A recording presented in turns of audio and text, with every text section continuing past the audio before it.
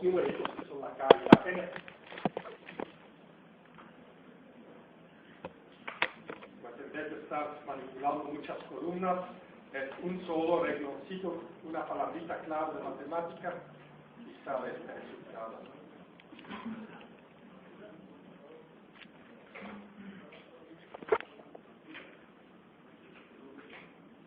Esto resuelve la duda. Bueno, y digo, tengo un par de años trabajando en este tipo de asuntos, pues si a mí me preguntan pues, de un aluminio qué valor de N va a tener, pues les pregunto, bueno, ¿ha sido envejecido o no? ¿Qué aleación es? Y les aviento un número que va a ser, si les digo 1.8, pues será más menos, perdón, 0.18, será algo entre 0.15 y 0.2, pero no va a estar muy fuera del rango.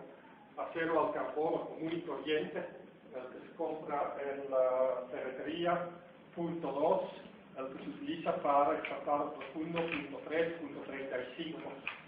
Cobre puro, plata pura, oro puro, N igual a 0.5, latón, es decir, cobre con 40% de estaño, N igual a 0.45, un poquito menos que el cobre puro. Esto evidentemente no es por memorizarse. Si tienen la mala suerte de dedicarse a esto toda la vida, pues de aquí en unos 15 años también lo van a saber.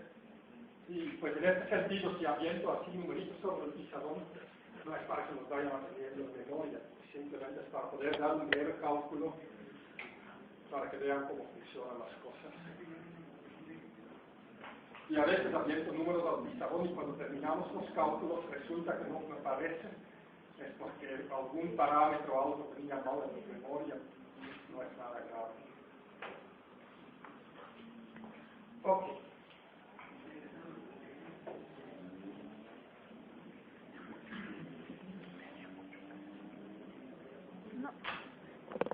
Luego hay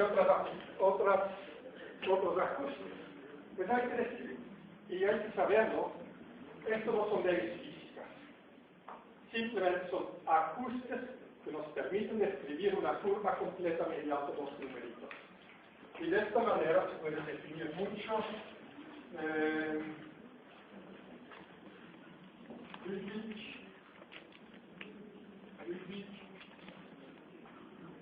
no me parecía que esta cosa no tiene límite de excelencia, Friedrich estaba equivocado, sí tiene un límite de excelencia en la realidad, pero él decidió que se tiene que ajustar sigma es sigma 0 más la epsilon a la n.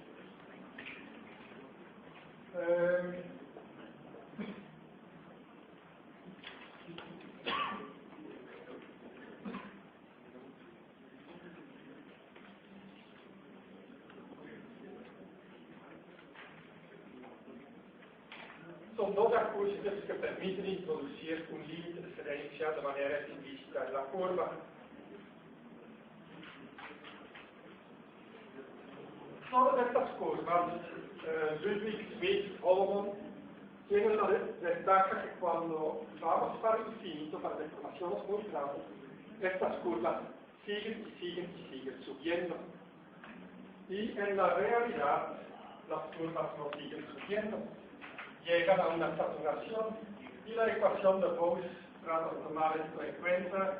Dice que sigma es k veces 1 menos b veces e a la menos n epsilon. Y esta curva tiene una forma, pues en epsilon igual a 0, es k por 1 menos b, porque la exponencial de 0 es 1.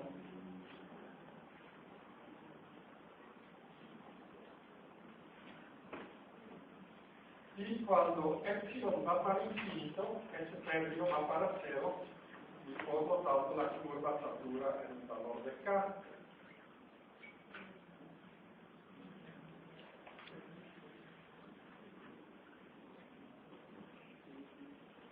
Pues va asintóticamente a un valor fijo de k.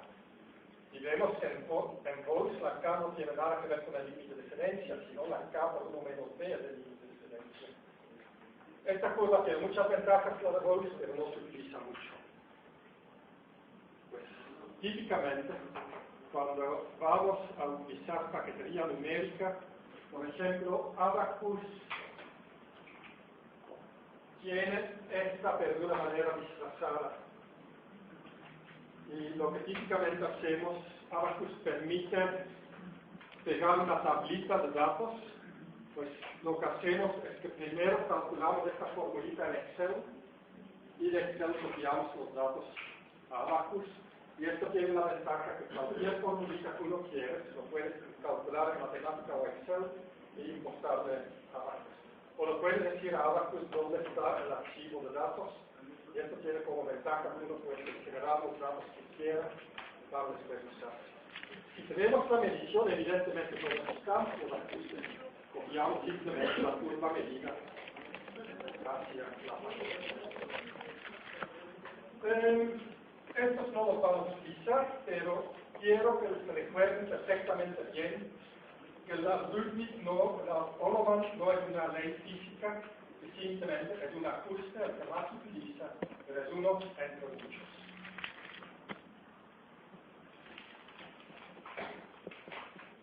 Para leer un poquito más sobre esto, si quieren respaldo, esto se describe bastante bien en el libro de Chakrabarty.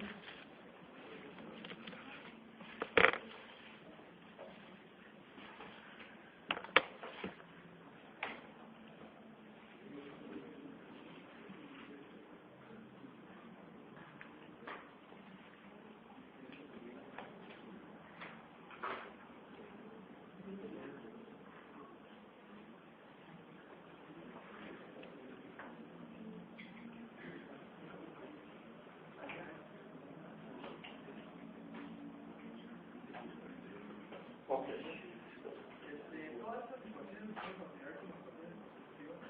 ¿Como ecuaciones? Sí y no. En el sentido de ecuaciones constitutivas, si vamos a trabajar estados de esfuerzos más complicados, necesitamos siempre 6 ecuaciones constitutivas. 6 ecuaciones que describen cómo los 6 componentes del tensor de esfuerzos se asocian con los 6 componentes del tensor del otro. Pues esfuerzos con deformaciones, deformaciones con esfuerzos. Esto solamente es una ecuación. A veces se le dice ecuación constitutiva o más bien ley constitutiva. Ahora, si decimos ley constitutiva, ¿cuál es el error? Ninguno es ley, son aproximaciones nada más, pero nos permite distinguir entre lo que es ecuación constitutiva, que son 6 ecuaciones tensoriales que relacionan el tensor de esfuerzos con el de deformaciones, y estos que son básicamente escalares, sigma y epsilon. Esto es únicamente para ensayos de tracción, donde los esfuerzos y las deformaciones son uniaxiales. El objetivo del segundo capítulo de este curso va a ser cómo asociar el caso uniaxial con un estado de esfuerzos cualquiera. Y en este momento tendremos relaciones constitutivas, porque hablamos de tensores y ya no de escalares. Pero pues vamos a utilizar, para poder utilizar estos, vamos a definir escalares equivalentes que equivalen a un tensor para poder calcular el valor que necesitamos aquí. Y desde luego la paquetería que se va a utilizar en el laboratorio hace esto en cada incremento de tiempo para cada elementito definido, es decir, un par de millones de veces por segundo para poder avanzar en sus cálculos. Pues, si le quieren dar un nombre, le podemos hacer, llamar leyes constitutivas, pero no son leyes físicas, son aproximaciones. Y si no, pues lo le llamamos ajustes de curva de tracción. No sé si hay otras dudas.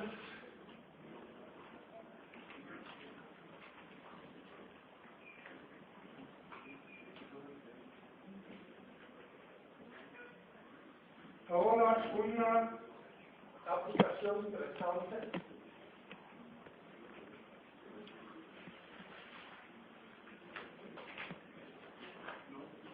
es calcular sigma y epsilon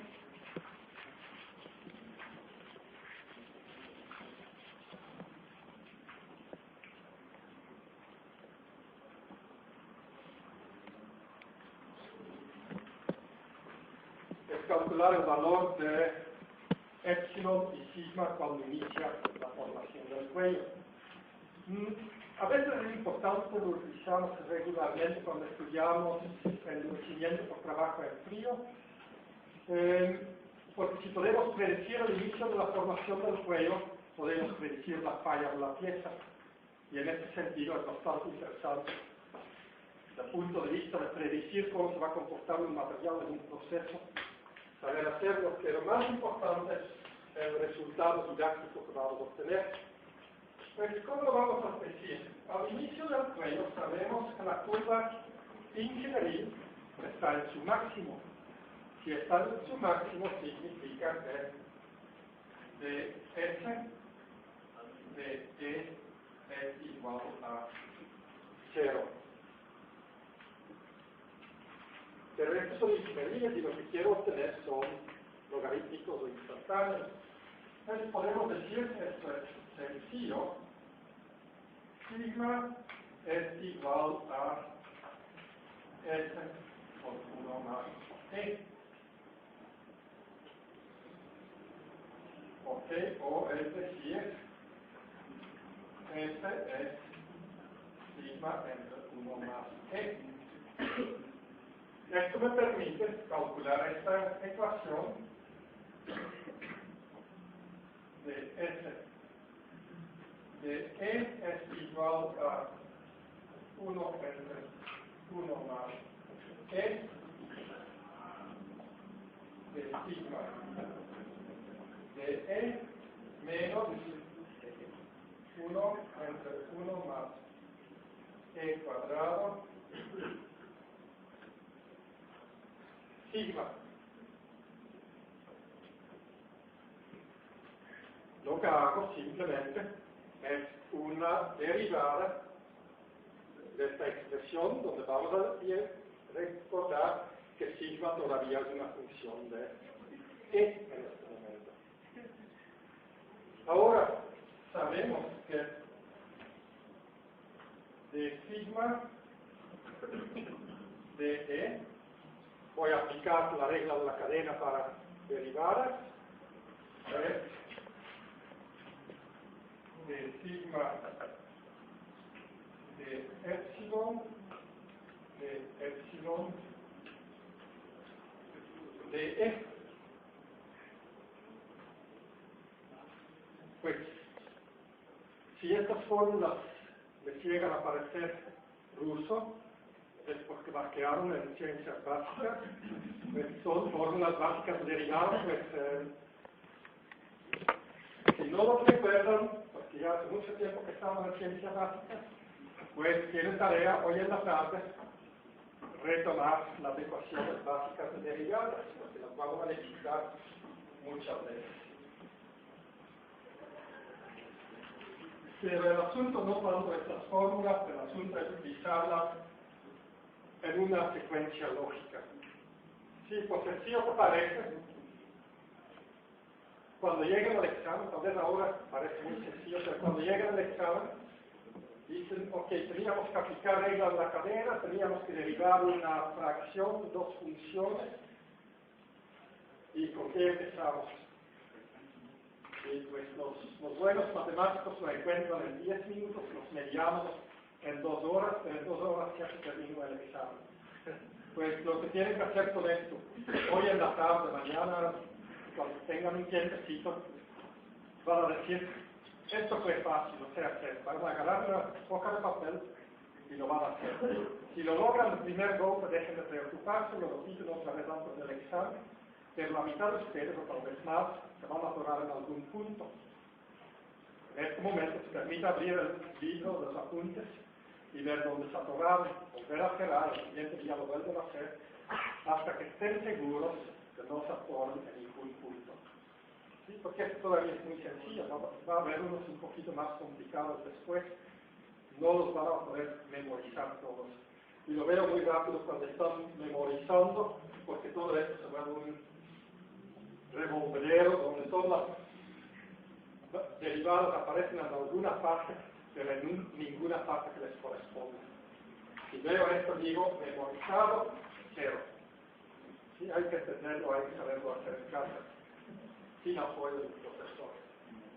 Ok, pero ahora tenemos ya todos los elementos. Pues eliminé la S, la escribí como sigma. Tomé la derivada de esta expresión, que la tengo aquí.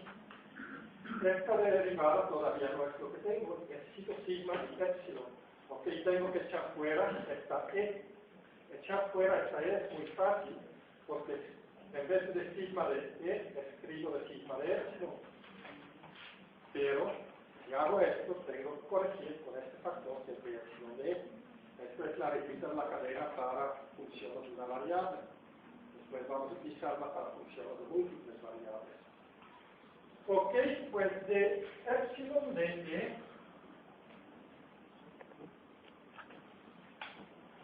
como la encontramos, sabemos que epsilon es el logaritmo de 1 más E.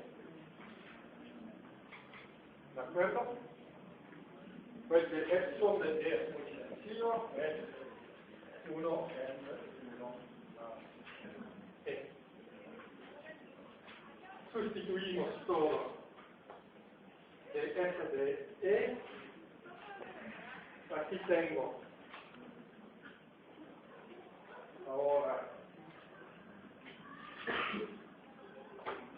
de f de E es igual a 0, es igual a 1 entre 1 más E al cuadrado, de este término, de sigma de epsilon menos sigma entre 1 más E al cuadrado, o de sigma de epsilon sigma. Esto es el criterio del auxiliar. Los que están estudiando francés saben de qué sirve este acento, los otros lo pueden olvidar.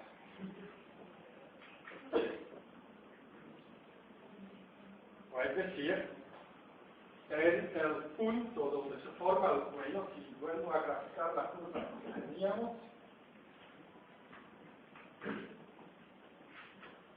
tenemos la parte lineal que realmente no es relevante, y desvía la curva, y donde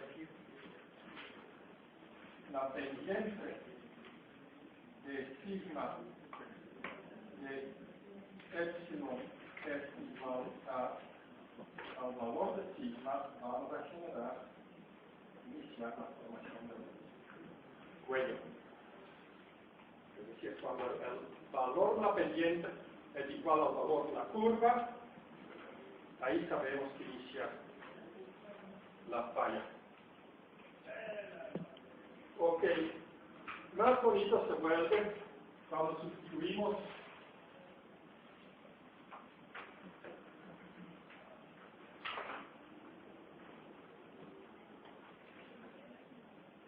la ecuación de Born.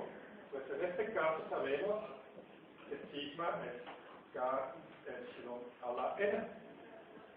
Y la derivada es muy fácil de sacar porque es n veces k epsilon a la n menos 1, la derivada igual a el esfuerzo k epsilon a la n. Lo que llevo estos para acá, me queda epsilon, la k se va, o n, cuando se forma el cuello, sabemos que n y epsilon son iguales. O es decir, este punto ocurre cuando epsilon es igual a n. Hay que tener cuidado aquí. Esto ocurre si utilizo Holomon. Si utilizo Gauss, voy a encontrar un resultado diferente, pero que no para nada va a ser tan bonito. Sí, porque los términos no se van anulando de manera tan sencilla. Se podría obtener un resultado similar para cualquiera de las ecuaciones que tenemos allá, pero nada más utilizando la más sencilla, la de Holomon, tenemos un resultado tan elegante. Ahora, ¿por qué es importante este resultado? Porque nos explica algo que para un ingeniero mecánico, para cualquier joven ingeniero que nunca ha enfrentado con el asunto, que va contra la intuición. Si n es mayor, el material endurece más, porque la curva con n mayor va a estar más para arriba. Pues un material que más endurece va a ser más dúctil, más deformación no podemos dar. Y esto dice, no, pues si está más duro, va a ser más difícil de deformar. Pero no estoy hablando de esto. No estoy hablando del tamaño de equipo que tienes que comprar. Estoy hablando de qué tanto puedo deformar el material sin que se fracture. Y ahí resulta que si más endurece, más deformación puede alcanzar. ¿Por qué? Porque en un material dúctil, cualquier defectito que exista, cualquier irregularidad en la superficie, se va a deformar primero. Pero si el material logra endurecer, la zona donde está el defectito va a endurecer más. Y por lo tanto, el efecto del defectito, la imperfección, se borra.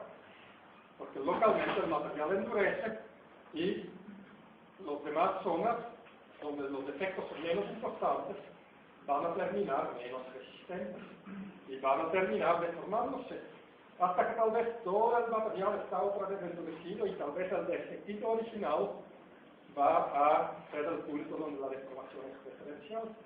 Pero mientras hay suficiente endurecimiento, siempre la deformación se va a distribuir sobre todo el volumen del material en vez de concentrarse en aquellos puntos donde hay imperfecciones. Hasta un cierto punto, ¿y cuál es este punto? Cuando la derivada del esfuerzo es igual al esfuerzo, ahí es donde el efecto del endurecimiento ya no puede contrarrestar la presencia de pequeñas imperfecciones y empieza a disminuir la sección de la pieza, llegando finalmente a una falla. Pero aún así es una falla lenta. La pieza deforma, sigue deformando, sigue resistiendo. Si en este momento se remueve la carga, la pieza estará destruida porque queda deforme, pero no hay catástrofe. Mientras que en un material frágil, la falla se concentra alrededor de un defecto y la ruptura es instantánea. ¿Sí? Pues, pero es muy importante saber que el endurecimiento por trabajo en frío es lo que determina si un material es deformable, es dúctil o no. Y por ejemplo, vidrios metálicos, que son metales de su forma amorfa, en materiales amorfos no hay dislocaciones, no hay endurecimiento por trabajo en frío, y si bien los vidrios metálicos tienen propiedades, resistencias muy elevadas, no tienen prácticamente ductilidad, por lo tanto no los podemos utilizar en procesos de conformado. Y ahí también es muy importante que nunca vayamos a estar frente a un jurado de examen profesional. ¿Cuál es el objetivo de la tesis? Vamos a mejorar las propiedades mecánicas. ¡Wow! ¡Felicidades! ¿Cuál de todos? O todas a la vez. Y es algo que, por ejemplo, en el estudio de vidrios metálicos, muchos investigadores no han reconocido en el inicio. Hace 10 años era la supermoda, ¿no? Todo el mundo tenía que trabajar vidrios metálicos, pero pues sí mejoraban una propiedad. El límite de referencia era muy elevado, pero la deformación era casi nula. Y por lo tanto la tenacidad sí era muy baja, la ductilidad era despreciable y por lo tanto aplicaciones ingenieriles eran muy difíciles. Y desde luego, hoy en día, el uso más importante de vidrios metálicos es en transformadores, donde resulta que las pérdidas eléctricas son mucho menores que en aceros convencionales, y ahí sí se pueden utilizar, pero en aplicaciones estructurales siguen siendo muy limitados hasta la fecha, por la falta de ductilidad. Propiedades mecánicas siempre es una palabra muy amplia. Podemos hablar de resistencia, podemos hablar de ductilidad, podemos hablar de tenacidad de la fractura, la famosa K1C, pero en muchas ocasiones tenemos que buscar compromisos, y en este momento un compromiso podría ser la tenacidad, pues la integral abajo de la curva de tracción, o en muchas ocasiones este valor de N también es un parámetro de optimización, porque de alguna manera nadie dice que no podemos tener un N elevado sin tener también un K elevado. No es necesario que esto baje para que esto suba. Y eso nos permite hacer materiales con alta ductilidad a la vez de tener razonable o elevada resistencia. Y esto también es importante. Blando y dúctil no es lo mismo. El ejemplo claro de un material absolutamente frágil y perfectamente blando es la gelatina. Si van a una comida corrida en la tarde, pues sacan la gelatina de su bollita, la invierten sobre el platito y le hacen una pequeña grietita, y van a encontrar que se rompe bajo su propio peso. La energía requerida para fracturarla es cero, y a la vez la resistencia que tiene también es prácticamente cero. Es un material que es blando y frágil. Es típico que muchos materiales dúctiles van a ser más blandos que materiales menos dúctiles, pero no es una regla. ¿Sí? Blando y dúctil no es lo mismo.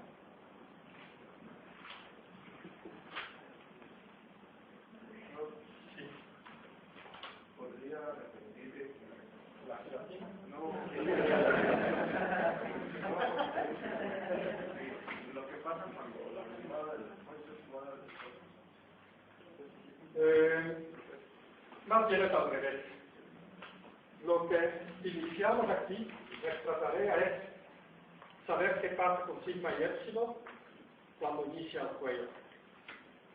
Y después de un par de pasos matemáticos, encontramos que al inicio de la formación del cuello, encontramos que la derivada de sigma es igual a sigma. O la pendiente de la curva, la derivada, es igual al valor de la curva. No, pero había dicho que, bueno, con respecto al endurecimiento. ¿Cómo? Con respecto al endurecimiento. Pues es cuando el endurecimiento ya no puede contrarrestar la presencia de imperfecciones. Sí. Ok.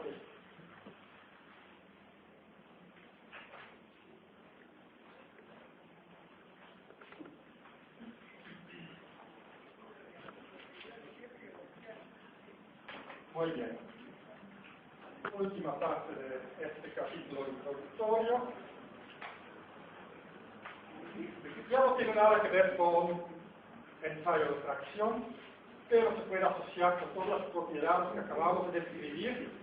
Se puede asociar el tema de deformación en frío y deformación en caliente. Pues,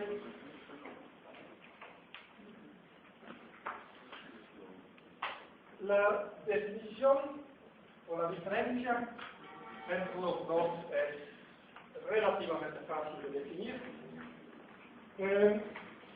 Siempre han escuchado hablar de endurecimiento por trabajo en frío.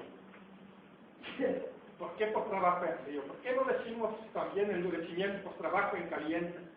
¿Por qué sería tan interesante a esto del frío? Pues se podría decir que Bueno, lo voy a dibujar en curva F contra T.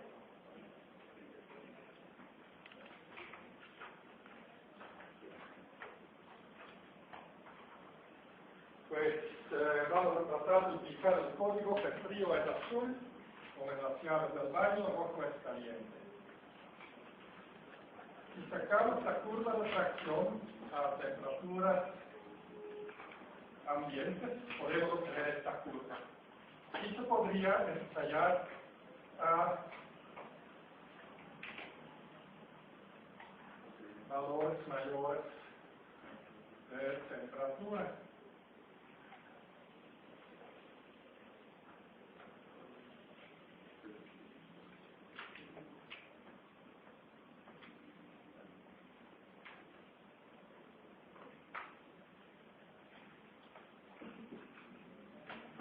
Tenemos que, según aquí, incrementa la temperatura y vemos tres fenómenos. Si la temperatura incrementa,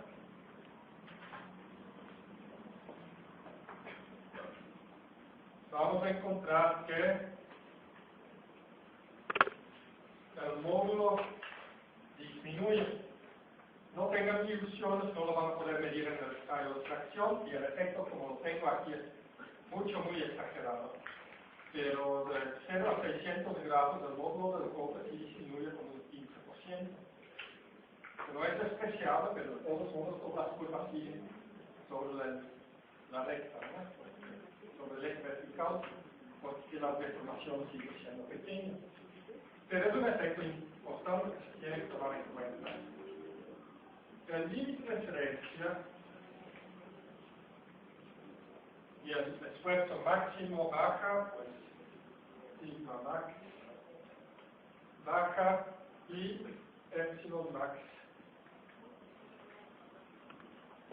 incrementa.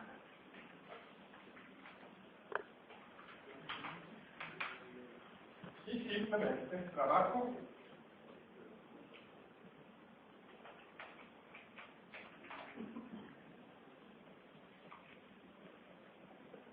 en caliente significa que ya no hay endurecimiento.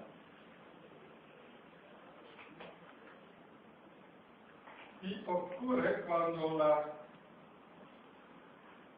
velocidad, bueno, no, podemos discutir las razones metalúrgicas. Sí, pero llegamos a una temperatura donde el endurecimiento se hace nulo.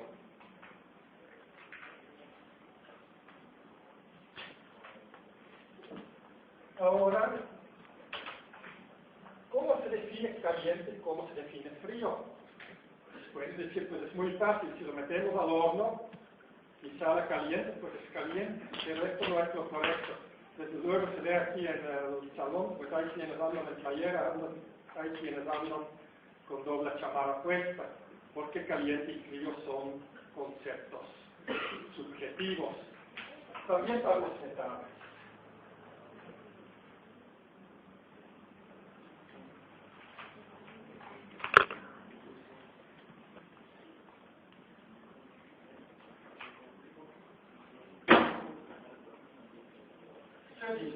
Se define el concepto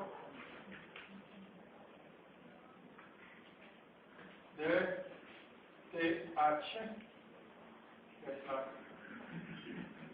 temperatura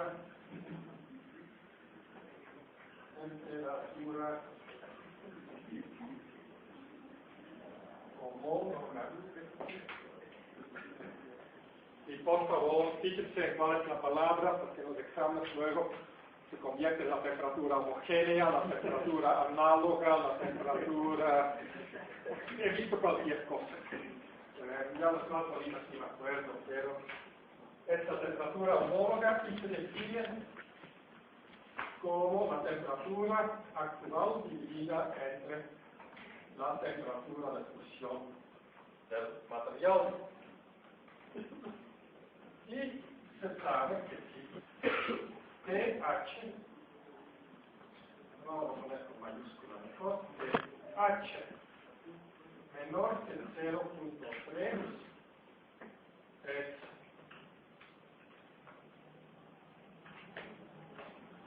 frío.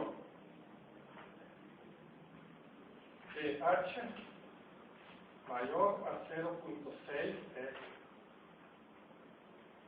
caliente. En inglés tiene cold, warm y hot. Pero en español, caliente y hot, los dos, warm y hot, los dos se traducen por caliente. Y lo que se dice a veces tibio no es correcto porque esto en inglés es lukewarm y no es warm. Pues no existe una palabra equivalente en español, pero por falta de palabra a veces decimos tibio. No es correcto, por ningún motivo. Pues que sería en medio donde 0.3 es menor que pH es menor que 0.6.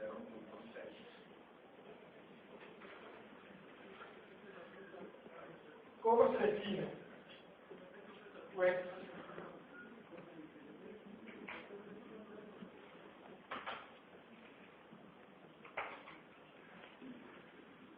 frío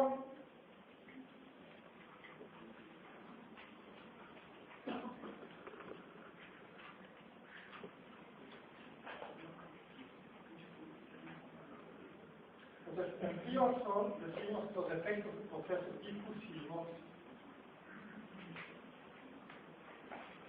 son despreciables.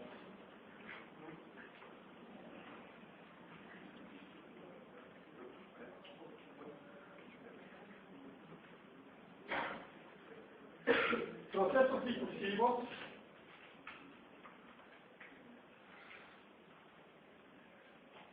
son procesos que se llevan a cabo lentamente sin que haya cambios en el estado, las aplicaciones sobre la pieza. Es decir, hay una carga constante, hay una temperatura constante, y si no hay procesos difusivos, la pieza no sufre cambios. Procesos difusivos que pueden ocurrir son termofluencia. ¿Qué es termofluencia? Termofluencia ocurre cuando una pieza está sujeta a una carga constante. No hay incremento de la carga, pero sin embargo la pieza deforma lentamente. ¿Dónde se ve termofluencia? Pues, por ejemplo, en la tubería de un intercambiador de calor. Tenemos un fluido a alta presión adentro, tenemos otro fluido en el exterior, o incluso los curas de esfuerzos térmicos por el gradiente de temperatura del interior al exterior, generan un estado constante de esfuerzos. El esfuerzo no aumenta, pero lentamente la pared de la tubería deforma y en un momento dado se genera una ampolla y después se rompe, se explota la tubería. Esto es un efecto de termofluencia. Las cargas son bajas, tal vez un 25% del límite de excedencia. Las temperaturas son constantes, nadie hace nada y de todos modos, después de un par de meses o años, se abre la tubería y se genera una falla. Esto es termofluencia. Igual lo hemos visto de manera bastante catastrófica, era en ganchos para transportar canastas con piezas a través de hornos de tratamientos térmicos. Se tiene una canasta con 1 tonelada de piezas para templar y se tiene un gancho que puede aguantar por el tamaño que tenía fácilmente 300 toneladas. Anda cargando 1 tonelada, turno tras turno, y cada 6 meses, cada 7 meses, tenía que parar el horno porque uno de los ganchos había venido para abajo por efecto de termofluencia. Pues, la carga de uso era fácilmente 10 tal vez 100 veces por debajo de carga de diseño, pero la temperatura de uso era, incluso no estaba en el rango de tibio, estaba en el rango de caliente, y pues lentamente la pieza se deforma hasta que en un momento dado el sistema falla. La otra es lo que llamamos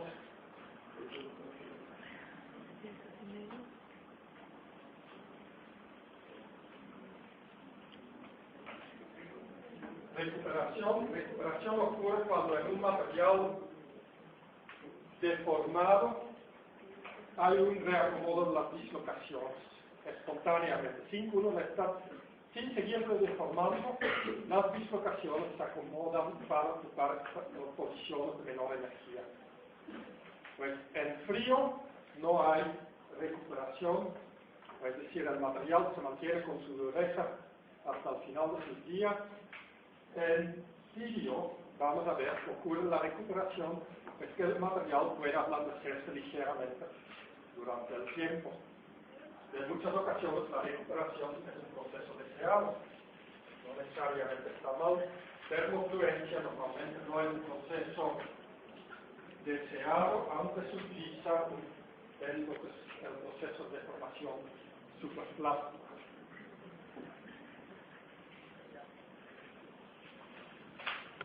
Pues esto significa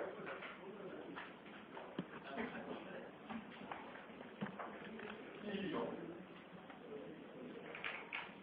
no se desprecian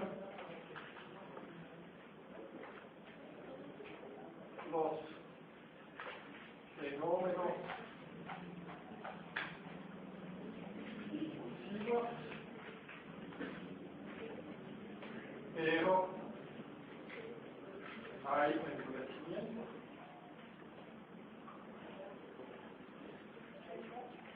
Lo que vemos en estas curvas podría ser que esto es rango frío, aquí estamos en el rango tibio y finalmente caliente, pues es claro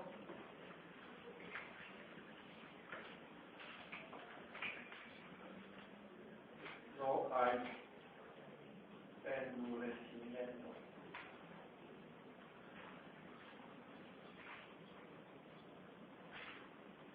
Ahora, ¿dónde exactamente inicia frío, tibio, caliente? Estos valores, punto 3, punto 6, si vamos a la literatura rusa más antigua, digamos la soviética, vamos a encontrar aquí punto 2 y aquí tal vez punto 5. He hecho una revisión de literatura bastante avanzada sobre lo que es recuperación, sobre lo que es termofluencia, para realmente encontrar cuáles son los rangos, y se puede decir que hoy en día, y aceptado por la muy gran mayoría de los científicos, se utilizan estos límites. Más que nada para termofluencia, punto 3, parece ser el límite por debajo del cual realmente podemos hacer caso omiso del problema. Pero en realidad es una transición continua y poner límites firmes es de alguna manera aleatorio. Y por lo tanto, si algún profesor les dice aquí punto 5, este profesor está en lo correcto. También. Pero pues lo he revisado a gran detalle y creo que estos son límites bastante razonables, generalmente acertados para el caso. Cuando hay una deformación y una afección, ¿acabamos de plano? No, este es el material. Es una probeta en la máquina de tracción a la temperatura dada y en la temperatura está impuesta por el horno, no por algún proceso. Si el proceso mismo puede calentar la pieza, la fricción puede calentar la pieza, pero no es el caso. Es simplemente, como teníamos hace muchos años un horno que podía llegar a 800 grados, pues podíamos meter las probetas adentro y luego pues hacer los ensayos a la temperatura demostrada, y este es el resultado. Todavía tengo la tablita en Excel. El problema era que a 700 grados se empezaron a fundir las pastillas de la electricidad, pero Esto es otro rollo. Mientras ya nunca hemos vuelto a instalar el equipo, no sabemos si todavía sirve. Sí, pero simplemente tenemos una cámara de temperatura, hacemos el ensayo a temperatura fija. Ahora frío y caliente, hay que decidir o hay que saber qué pasa. Pues vamos a tomar una aproximación. La recuperación en el trabajo en frío tiene que ver con el endurecimiento. Si hay recuperación del endurecimiento es menos eficiente, porque parte de las dislocaciones se pueden eliminar, pero como digo, sí hay fenómenos difusivos. Parte de las dislocaciones pueden desaparecer a través de efectos de difusión, pero sigue habiendo endurecimiento. El endurecimiento va a ser menor. Y si aquí medimos una R, digamos, de 0.3, aquí vamos a encontrar un valor de R tal vez de 0.1, 0.05. Cuando llegamos al 0, estamos en el rango caliente.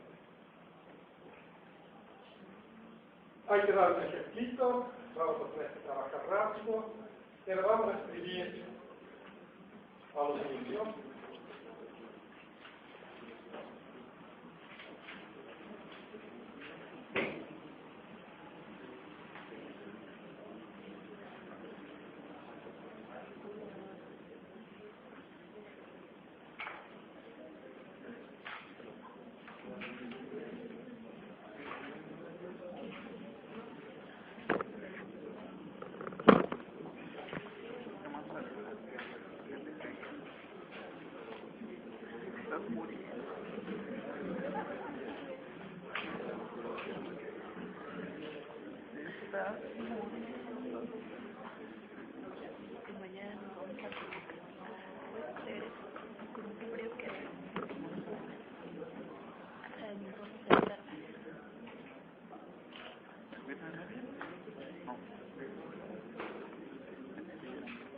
Con valores aproximados, cuando lleguen a casa se conectan a Wikipedia o a la cita de la pausa y le pegan el numerito con decimales. Pero vamos a tomar esto como objetivo. Quiero saber para aluminio a qué temperatura cambiamos de trabajo en frío a tibio y a qué temperatura llegamos en caliente. Pues aquí el resultado para pH igual a 0.3, ¿cuál será?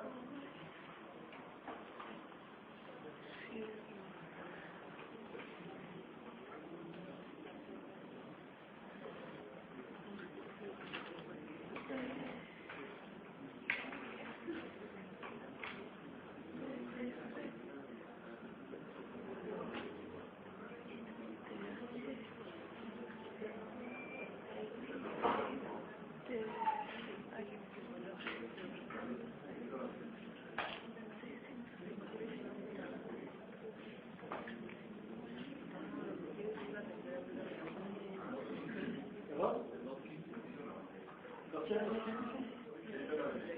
195.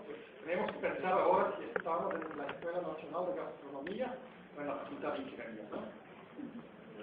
Estamos haciendo enchiladas, pero estamos hablando de termodinámica y metalurgia. Porque evidentemente que algo difunde o no, algo funde o no, no tiene nada que ver con grados Celsius, tiene que ver con temperaturas absolutas. Pues si hacemos este tipo de cálculos, siempre hay que transformar, pues hay que decir, ok, es la temperatura de fusión en grados Celsius,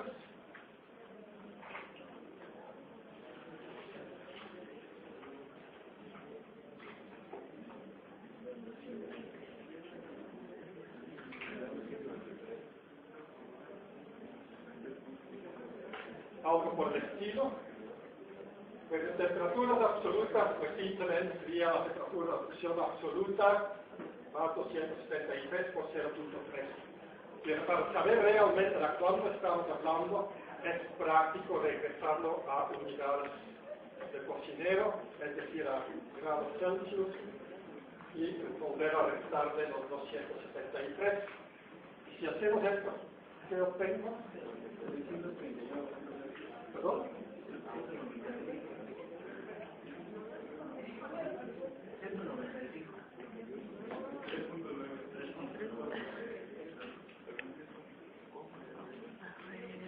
Esta sí la creo.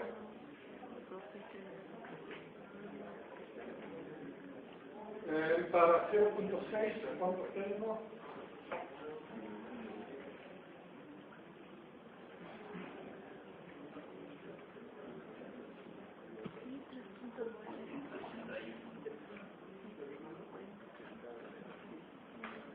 Para cobre, 126.9.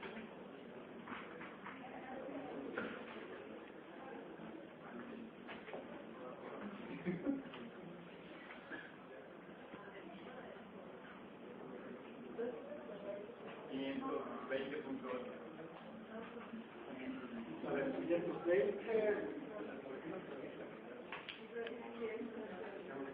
Para hielo. ¿Perdón? No lo vamos a hacer partes decimales porque aquí estoy 30 grados fuera de rango. 790. Y vemos, por ejemplo, que en aluminio, realmente a temperatura ambiente estamos siempre ligeramente en el rango intermedio. Y efectivamente es un problema que tenemos, más que nada si agregamos estaño, que tiene menor punto de discusión todavía, es que nunca estamos seguros que si a temperatura ambiente puede haber pequeños cambios en el material. Y efectivamente lo hemos medido en el laboratorio, y si hacemos ensayos de dureza, es clarísimo, pero más que claro, que en aluminio hay fenómenos de termofluencia. Y luego pueden decir termofluencia, son 18 grados, ¿cómo decir termo? Pues termo, porque estamos hablando de termodinámica, y para aluminio, 4 grados es el límite entre frío y no frío. Para el aluminio no me interesa, que para mí el cambio es otra cosa, ¿no?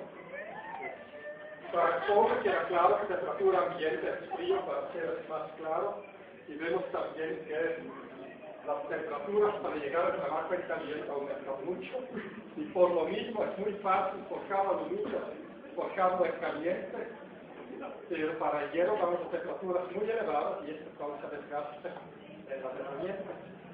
Les tengo que dar dos ejemplos adicionales.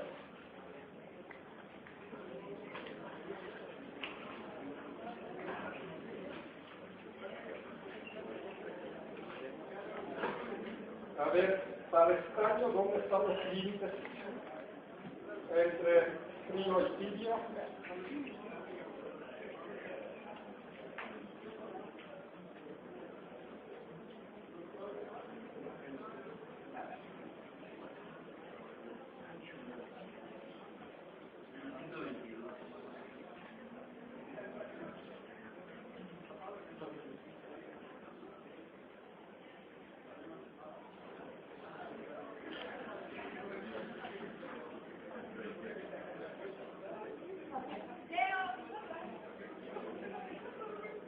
O es decir,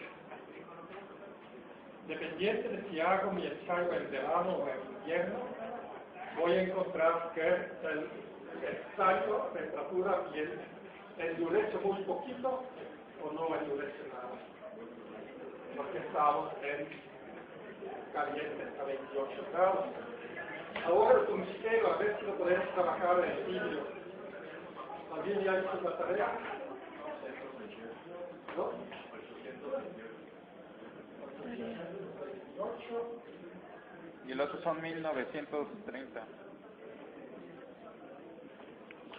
Muy bien, pues ahora les voy a pedir que me diseñen una laminadora caliente para laminar el tungsteno. Pueden tratar de utilizar los hilos de acero.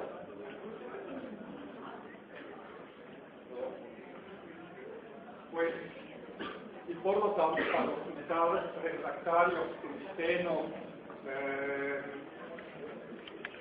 osmio, renio y otros exóticos, el trabajo en caliente realmente es muy difícil, y obtener láminas de tungsteno, por ejemplo, para recubrir un horno de alta temperatura, es prácticamente imposible, porque si bien la lámina resiste, nunca podemos obtener la lámina porque no hay sistema con el cual podemos laminar.